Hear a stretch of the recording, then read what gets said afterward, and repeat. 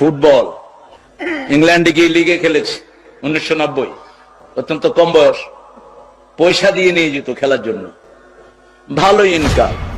ওই টিচার শ্রেষ্ঠ টিচার, আমি অক্সফোর্ডের 3 বার শ্রেষ্ঠ টিচার হয়েছি।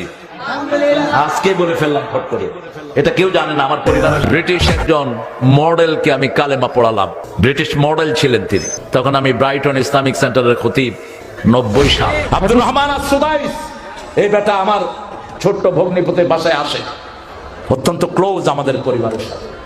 তিনাকে জিজ্ঞেস করা হলো লাইলাতুল কদরে আপনি কত পান? বলছে 87 রাতের জন্য আমি পাই বাংলাদেশি টাকার 100 কোটি টাকা। ঢাকা চ্যাম্পিয়নশিপ পুরস্কারও আছে আমার ব্যাডমিন্টনে।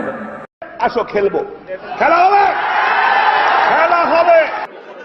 গত 2 সপ্তাহ আগে সৌদি রিয়াদের একজন ইমাম একটা বই নিয়ে আমাকে এসে বলছেন, আমি ওই যে আল্লাহ আমাকে চাঁদে দেখেছি সৌদি আরব থেকে। আমরা হুজুরকে আনবো ইনশাআল্লাহ। আমরা হেলিকপ্টার ঠিক করছি, এটা ঠিক করছি, সেটা ঠিক করছি।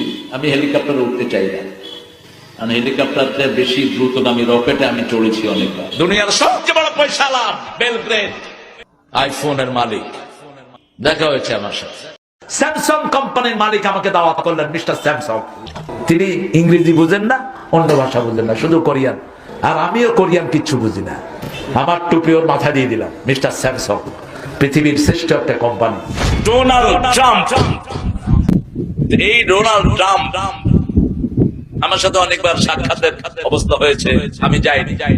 এই ট্রাম্প হলো তার পারিবারিক লকব, এই তারাম। এই লোকটার দাদা পরদাদা ছিল সিরিয়া,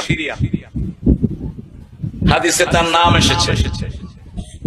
সিরিয়া থেকে তার পরিবার বিভিন্ন ভাবে মাইগ্রেটেড হয়ে তার পরদাদা আমেরিকা গিয়েছে।